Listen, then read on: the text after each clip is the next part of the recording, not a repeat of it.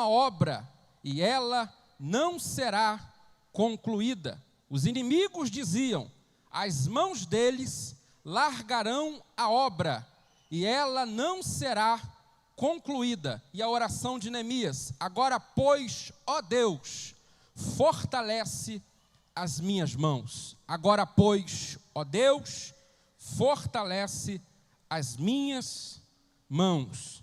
Se eu pudesse dar um tema a esta mensagem, o tema seria esse: ó Deus, fortalece as minhas mãos. Você pode aplaudir a Jesus pela leitura da palavra? Louvado e engrandecido seja o nome do Senhor.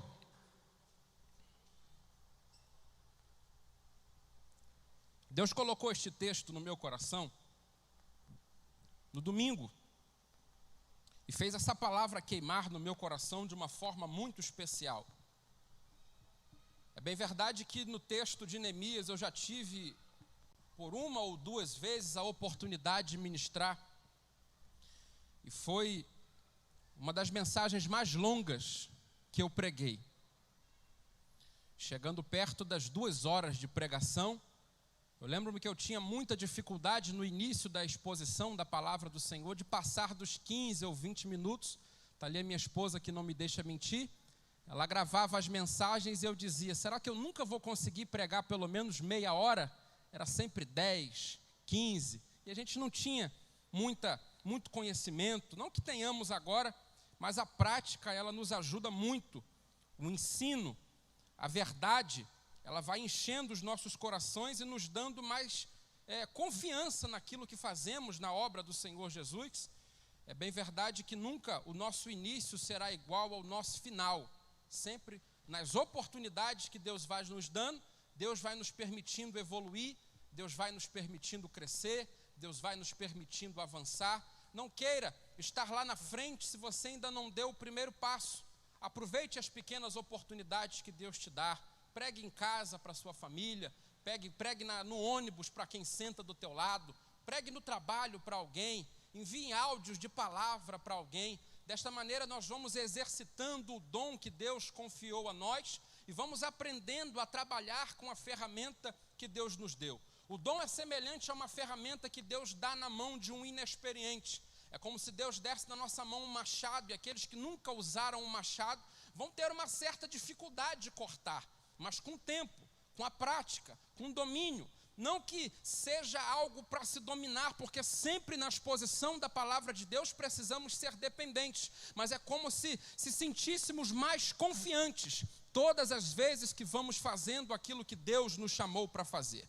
Quando eu olho para esta palavra no texto de Neemias, eu aprendo algumas lições muito poderosas com ela, para um obreiro, para um trabalhador, para um membro, para uma pessoa que se entrega para reconstruir coisas que foram derrubadas. É bem verdade que nem sempre, como foi pregado aqui no domingo pela manhã, somos nós os causadores do problema, mas às vezes será nós que Deus vai levantar para refazer aquilo que alguém derrubou, para refazer aquilo que alguém bagunçou. Não necessariamente eu preciso, aleluia, ter tudo nas minhas mãos. Eu preciso ter Deus ao meu lado para trabalhar. Porque uma vez que eu tenho Deus ao meu lado, eu tenho tudo que eu preciso para restaurar aquilo que foi derrubado outrora. Neemias é alguém que estava trabalhando em uma função muito especial dentro do palácio do rei da Síria. Ele era o copeiro do rei.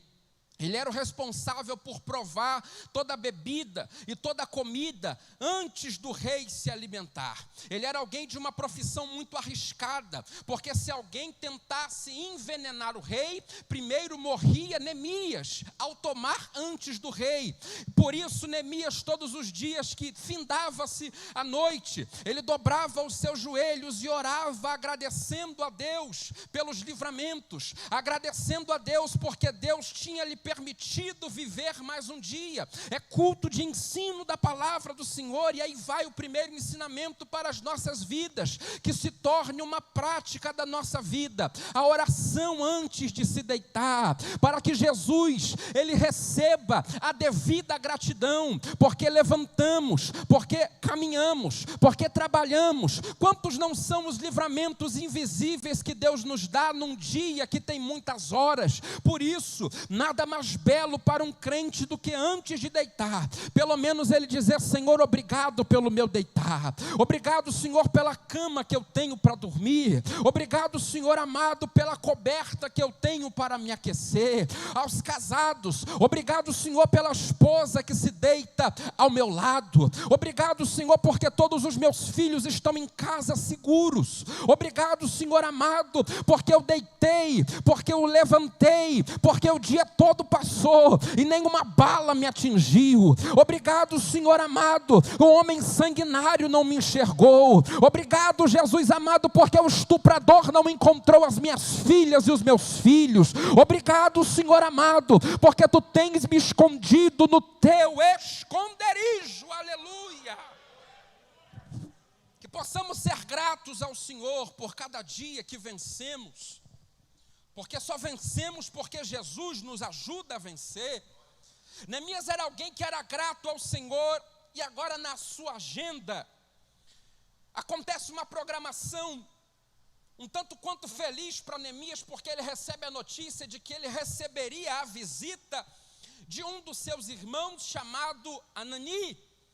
E ele fica ansioso pelo dia da sua folga, ansioso no bom sentido da palavra. É até errado usar esta palavra, mas ele fica esperançoso com a chegada daquele dia, porque há muito tempo ele não via o seu irmão.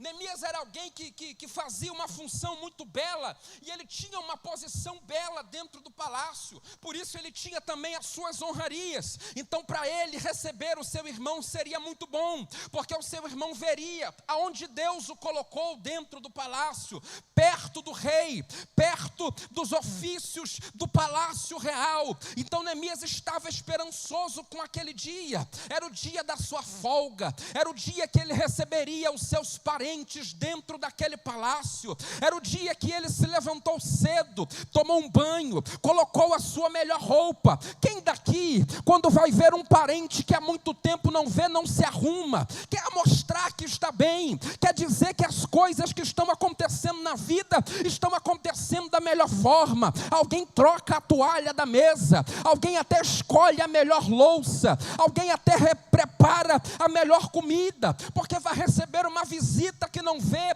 há muito tempo. Só que esse dia, que era para ser um dia de alegria, que era para ser um dia de festa, que era para ser um dia de comemoração, a Bíblia Sagrada vai dizer que quando Anani já chega dizendo a Neemias uma triste notícia, porque Neemias pergunta: como está Jerusalém? Como está a cidade? Como estão as coisas lá na casa de meu pai? E Anani, o seu irmão, vai virar para ele e vai dizer: está tudo quebrado, está tudo destruído, está tudo desmontado, está terrível a situação daquele lugar, obreiro Max. E quando Neemias recebe esta notícia, a Bíblia Sagrada vai dizer que o seu coração se encheu de uma profunda angústia, que o seu coração se encheu de uma profunda tristeza, a ponto dele não conseguir levar comida até a sua boca, porque ele recebeu uma notícia que ele não esperava. A má notícia, ela não te avisa com antecedência quando ela vai chegar, não, ela não te liga com um mês de antecedência para dizer: mês que vem o médico vai dizer que o tumor é maligno, mês que vem alguém vai te ligar dizendo que algo ruim aconteceu. Não, a má notícia simplesmente chega sem avisar que está chegando, num dia de comemoração, num dia em que Neemias queria festejar. Chegou a má notícia, chegou a notícia que angustiou o seu coração. Mas a diferença de Neemias para os outros, Jonathan, é que Neemias tinha um Deus no céu, Neemias tinha a quem recorrer,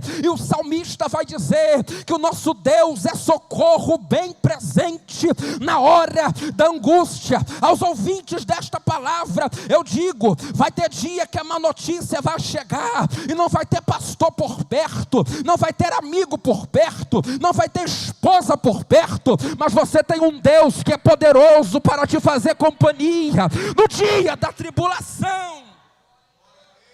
Aleluia! A Bíblia Sagrada vai dizer que Neemias orou, Neemias jejuou, Neemias buscou a face do Senhor diante desta má notícia. Eu admiro o ministério de Anani, o seu irmão, porque Anani tinha tudo para esconder aquele fato de Neemias. Tendo em vista que o dia era de comemoração, ele não tinha a obrigação de dizer a Neemias que o que estava acontecendo em Jerusalém. Mas Anani é um irmão, é um tipo de amigo que tem coragem de nos dizer a verdade.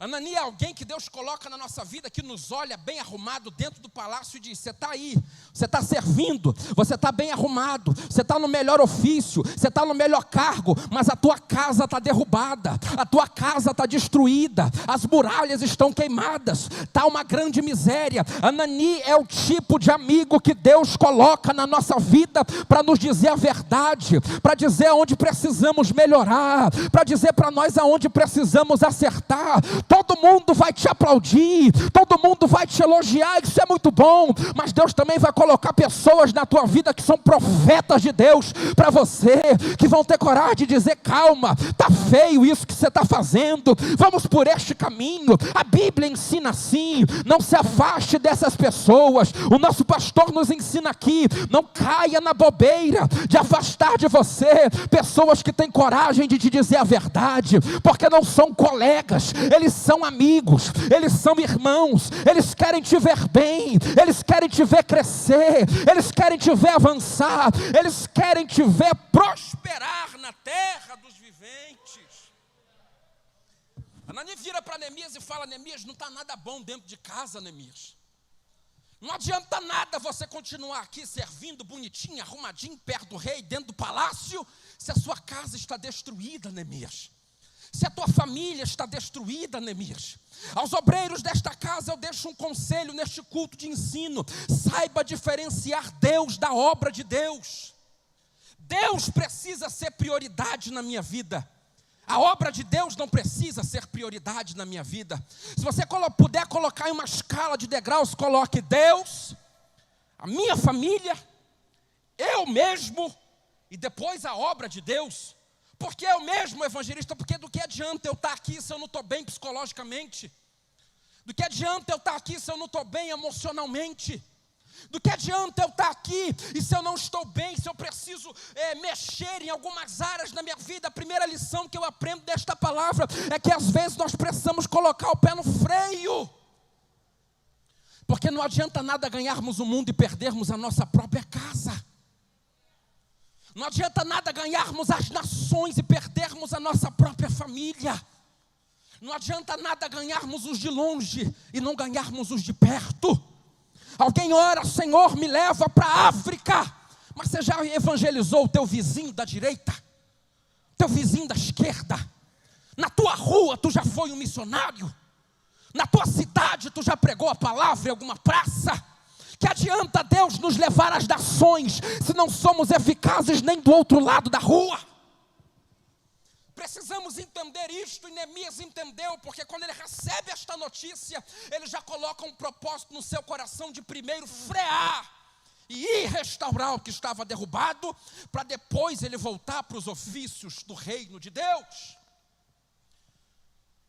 Frear, meus irmãos, é às vezes reduzir a velocidade, é às vezes esquecer um pouco de muitas obrigações, no bom sentido de esquecer, e falar: quer saber, hoje, não estou com muito dinheiro não, mas eu vou pegar minha família, vou ali na praça, tomar uma casquinha, é deixar o carro na garagem e sair de mão dada, é sair de bicicleta, é ir num parque, é ir brincar, é ir sorrir, é ir para o quintal, ligar uma mangueira, tomar um banho com as crianças de mangueira.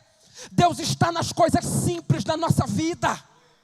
É por isso que nós vemos notícias de pastores se matando, de obreiros se suicidando, de pessoas que aparentemente eram uma bênção, mas estavam sufocados com os ofícios dentro da casa de Deus. Queres uma verdade? A obra de Deus não cansa. O que cansa é a obra que eu invento para fazer. O que é de Deus para a minha vida não pode me cansar. O que é de Deus para a minha vida não pode me esgotar. O que é de Deus para a minha vida não pode me tirar a paz.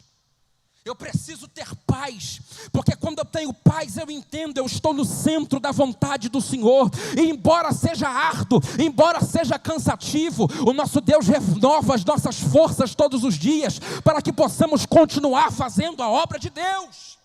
Porque o que é de Deus para a minha vida não me mata. O que é de Deus para a minha vida não destrói meu casamento. O que é de Deus para a minha vida não acaba com o futuro dos meus filhos. O que é de Deus para a minha vida não me destrói. O que é de Deus para a minha vida me edifica. O que é de Deus para a minha vida me traz alegria, embora com lágrimas, mas é aquele choro gostoso. É o choro do crente aos pés do Senhor, que ele chora, mas ele diz: obrigado, Senhor, porque eu estou na tua presença. Eu estou guerreando, mas eu estou do lado certo da guerra, porque o meu Deus me chamou. A Bíblia vai dizer que Neemias pede autorização ao rei para deixar um pouco, mas também deixar com prazo, porque o rei vai dizer para ele: quando tu voltará desta missão? E Neemias vai dizer: rei, eu voltarei em tantos dias, porque também não é abandonar a obra de Deus para sempre, não é largar para sempre. Às vezes é tirar uma semana para respirar, às vezes é tirar 10 dias para respirar. É como uma flecha, um arco que é puxado para trás, e quem olhar para você vai dizer: ele está recuando, ele está recuando, ele está recuando, mas é Deus te puxando para trás, para quando você voltar com a força que até hoje você ainda não teve na terra. Vai, Neemias. Ele pede autorização para o rei, e junto com a autorização, o rei lhe dá cartas. O rei lhe dá a bênção para que ele avance naquela missão.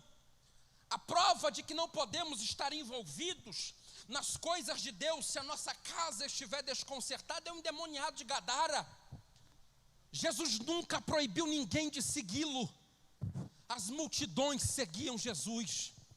Mas quando Jesus faz a libertação daquele moço, e aquele moço chega em Jesus e fala: permita-me ir contigo, Jesus coloca a mão no peito dele e diz: não, vai primeiro na tua casa, conserta o que tem lá para consertar dentro da tua casa, e depois prega a minha palavra.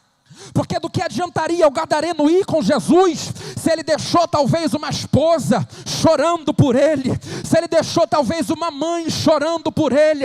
Vai primeiro pedir perdão para quem você precisa pedir perdão, vai primeiro se consertar, para que lá na frente tu não esteja nas mãos de Satanás, para que lá na frente ninguém te envergonhe. Comece certo, da maneira certa, porque quem começa certo, o diabo não para, não para. O rei vai lhe dar cartas, e essas cartas são autorizações e recursos para Neemias chegar aonde ele precisava chegar.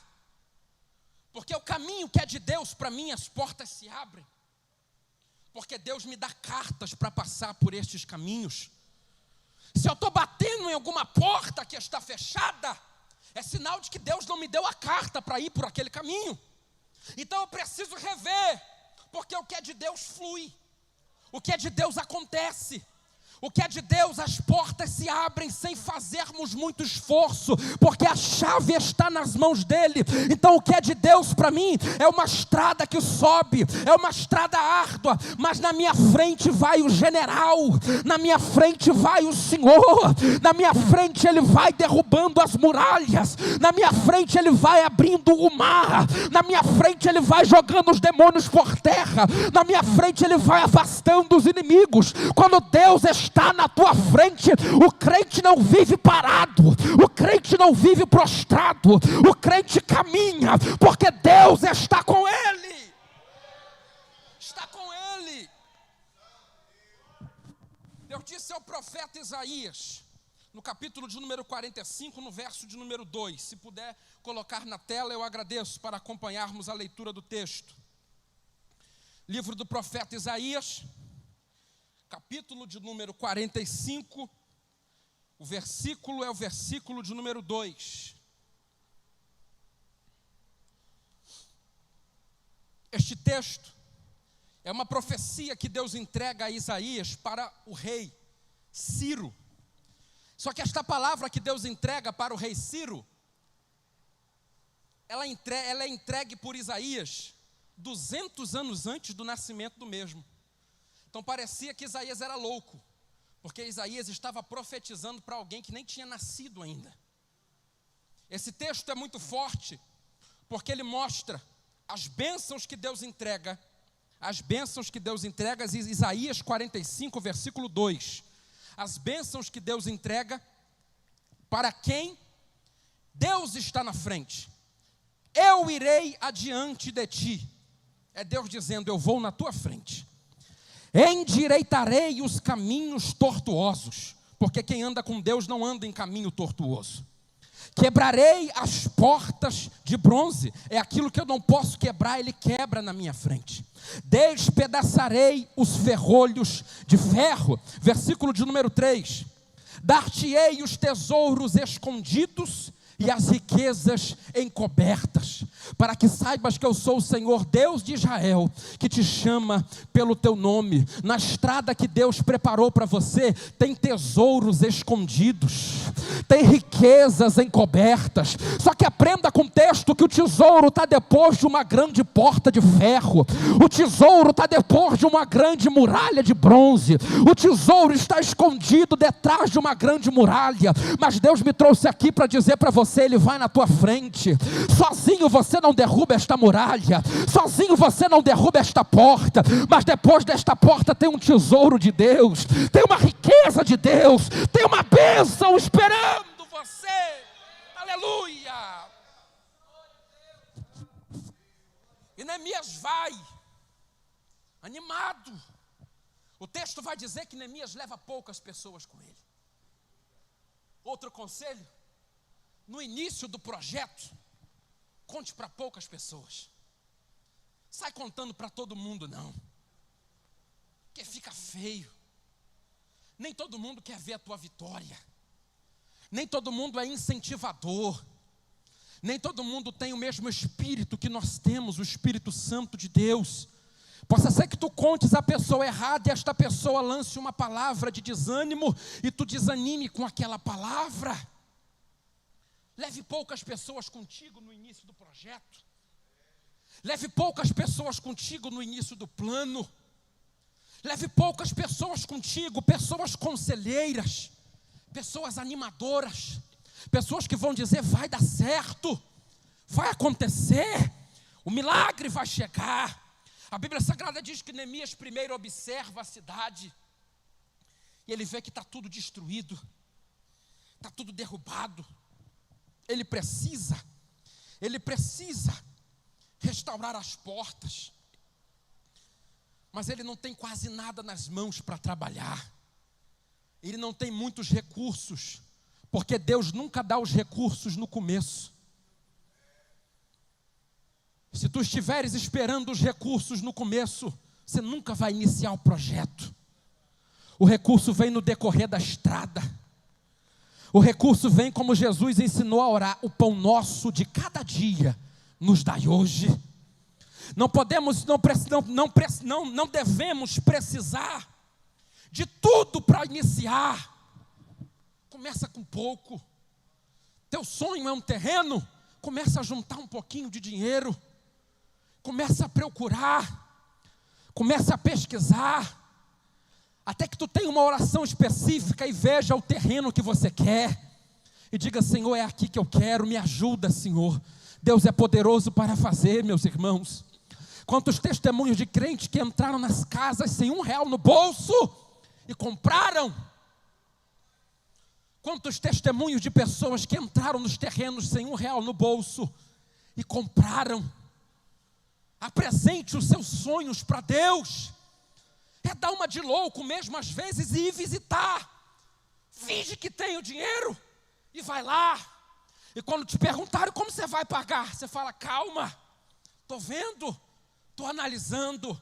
Mas depois que você coloca o pé dentro da casa, você fala, Senhor, a tua palavra diz que aonde eu colocar a planta dos meus pés, o Senhor me daria por herança. Eu não tenho condições, Senhor, mas se tu me der esta casa aqui, eu vou louvar o teu nome, eu vou engrandecer o teu nome, eu vou te dar a honra e a glória.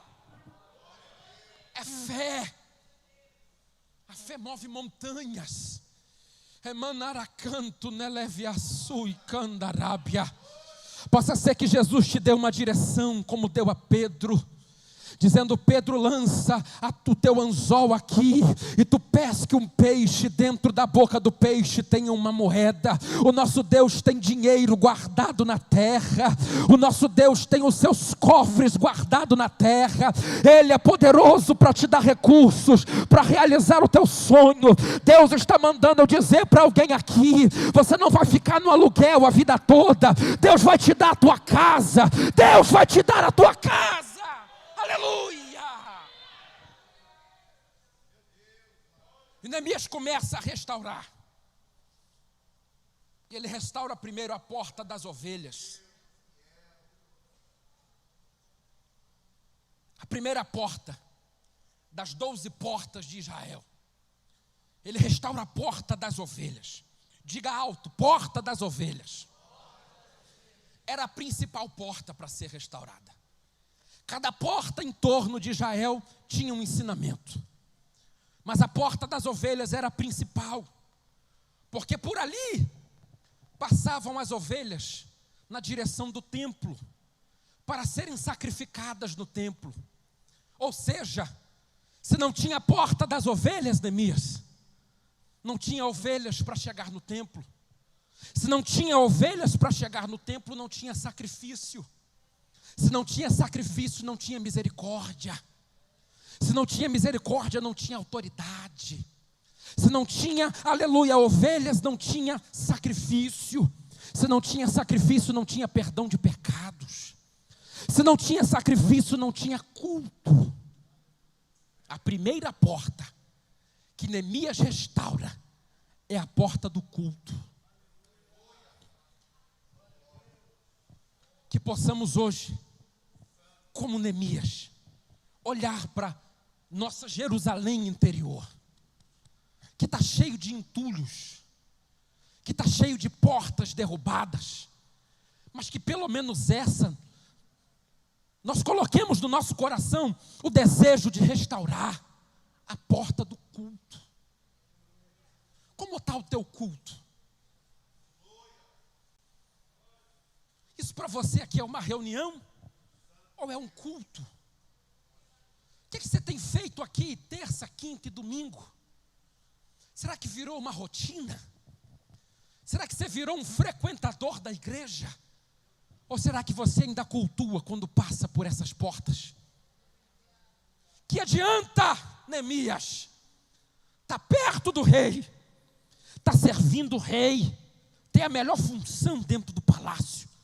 Se a porta das ovelhas está queimada, se eu não cultuo mais, se eu não canto mais, se eu não louvo mais, se eu não glorifico mais, se eu não sinto mais nada quando eu entro aqui, meus irmãos, se eu não sinto Jesus aqui, eu não sinto Ele em lugar nenhum mais. Porque aqui é o lugar mais fácil para senti-lo. Porque aqui, o irmão da direita dá um glória que me anima. O irmão da esquerda dá um aleluia que me alegra. Eu entro fraco, mas alguém tem uma palavra. Eu entro fraco, mas o ministério de louvor adora. Eu entro fraco, mas de repente a chuva começa a cair aqui dentro. Que é uma verdade. Até os ímpios, quando chegam aqui, sentem a presença de Deus. Como pode eu, crente, servo, passar por essas portas e não sentir nada? É sinal de que as portas das ovelhas estão derrubadas dentro de mim. Eu desaprendi a cultuar. Eu esqueci o que eu estou fazendo aqui. A tua vinda aqui está sendo em vão. Antigamente, o diabo fazia de tudo para tirar um homem de Deus da igreja. Hoje o diabo mata e deixa ele aqui dentro, para ele pensar que ele está fazendo o que é certo, mas está morto, sentado no banco da igreja. Neemias, a primeira porta que precisamos restaurar é a porta do culto.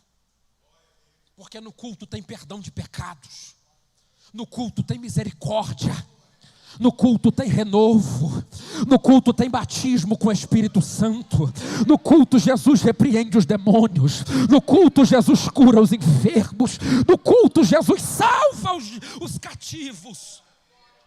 Restaura, Neemias, a porta das ovelhas. A segunda porta que Neemias restaura é a porta dos peixes. Essa porta era por onde os homens de Israel saíam para pescar. É a porta do trabalho, é a porta do esforço, porque o pescador sai sem ter certeza.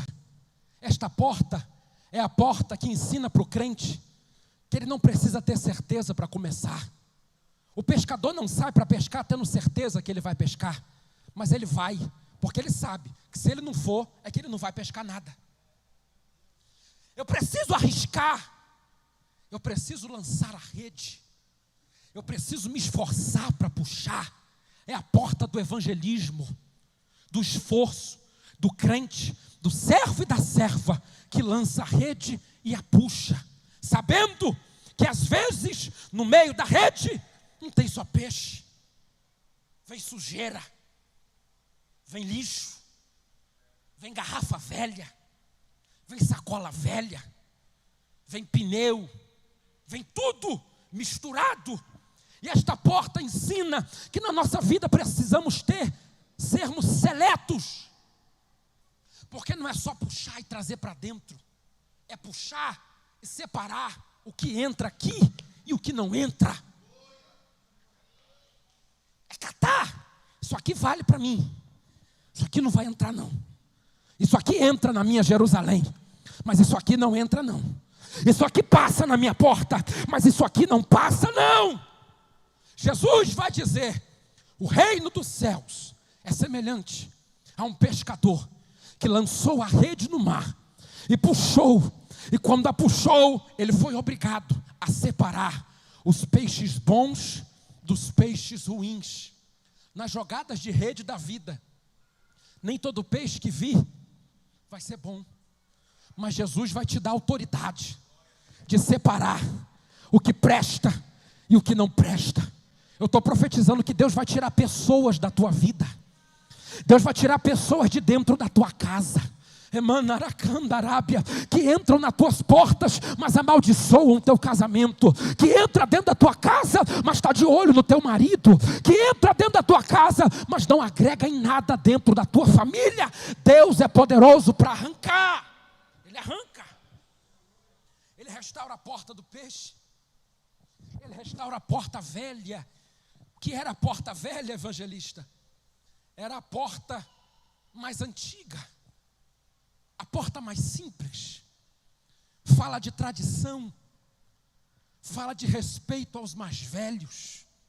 Nós, os jovens, a gente pode até pregar um pouco mais que eles, a gente pode até gritar um pouco mais que eles, a gente pode ter até um pouco mais de saúde, obreiro Marx, do que eles, mas eles são a tradição. Deus abençoe a vida dos presbíteros da nossa igreja, das missionárias da nossa igreja, que já muito trabalharam para o Senhor, e hoje são os marcos antigos que não podem ser arrancados.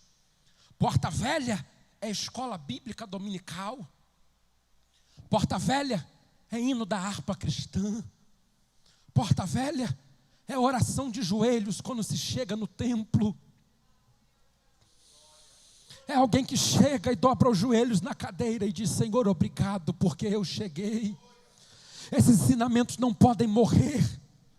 Precisamos ensinar as nossas crianças, quando chegar na igreja, dobra o joelho aqui do lado de mamãe e papai.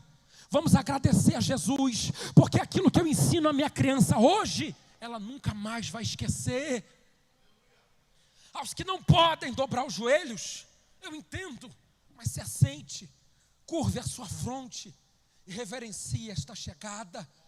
Eu conversava há pouco tempo com um jovem obreiro, amigo meu, não é deste ministério, e ele me disse: evangelista, eu estou angustiado.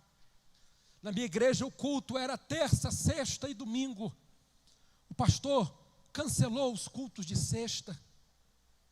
E agora ele acabou com a escola bíblica dominical.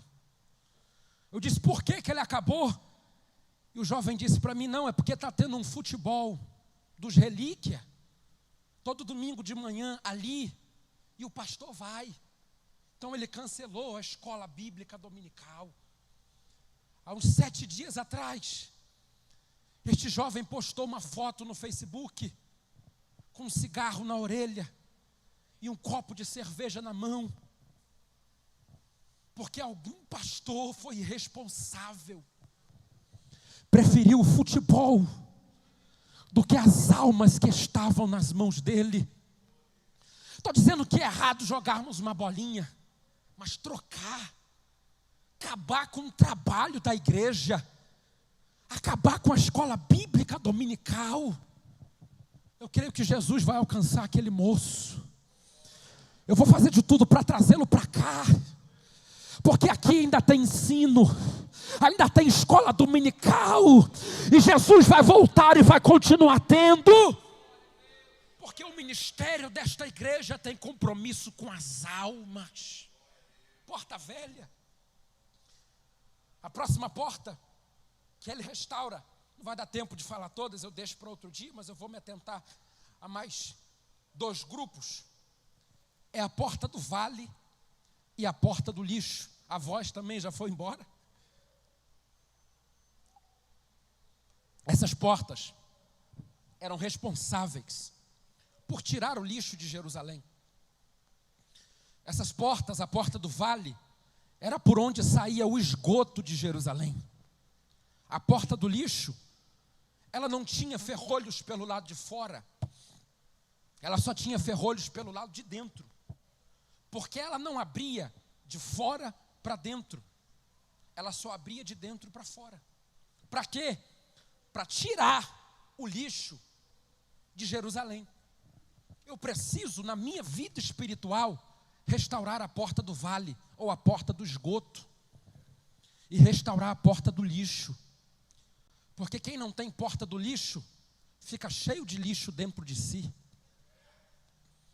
Quem não tem a porta do esgoto, fica cheio de esgoto dentro de si. O que adianta eu construir uma bela casa? O que adianta eu construir o mais lindo banheiro, se eu não colocar nele, se eu não primeiro cavar embaixo dele um esgoto? O que adianta a minha casa ser a mais bela, se não tem lixo para sair dali? Quando eu não restauro a porta do vale e a porta do lixo, eu sou uma pessoa cheia de mágoa no coração.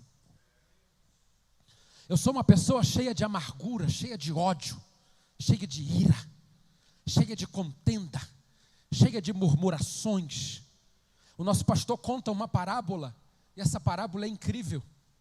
Que certa feita Satanás virou para um homem e disse a ele: deixa eu colocar um preguinho no teu coração. Deixa eu colocar um preguinho no teu coração. Deixa eu colocar um preguinho no teu coração. De tanto o diabo insistir, aquele homem deixou, e o diabo colocou um preguinho no coração dele. No outro dia, quando o homem chegou em casa, naquele preguinho estava amarrado uma sacola cheia de lixo, aquele lixo mal cheiroso, pingando aquela água verde, horrível, e tudo sujo dentro da casa. O rapaz chegou e falou para o diabo: eu não te autorizei colocar este lixo aí. O diabo virou para ele e falou: o prego é meu, e eu coloco nele o que eu quiser. Começa com um negocinho, começa com uma implicância, começa com um probleminha. Se eu não disser Jesus, arranca do meu coração, aquilo vai virando um entulho, aquilo vai ficando sujo. Lá na minha rua, estavam com o hábito de colocar entulhos, e alguém vinha e colocava naquele canto ali o primeiro carrinho. Era contar as horas, e tinha um morro de lixo naquele lugar, porque primeiro alguém tinha que ter o primeiro corajoso de ir lá, porque não podia jogar, e jogar o primeiro carrinho de entulho. Mas depois que o primeiro jogava, parece que virava uma festa. Quando ia ver, estava cheio de sujeira. Assim é o inimigo. Ele nunca vai jogar muita sujeira dentro de você. Ele joga um pouquinho, mais um pouquinho, mais um pouquinho. Você vai deixando entrar.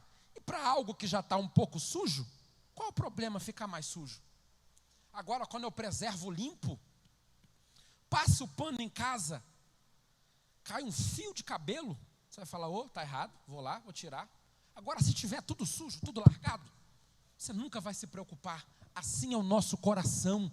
Nós precisamos restaurar a porta do lixo e a porta do esgoto, para que aquilo que não é de Deus saia de dentro do nosso coração. Não é só coração não, é dentro da nossa casa também, meus irmãos. Ou você ainda deixa aquela emissora do diabo entrar dentro da tua casa, que ensina tudo que não presta.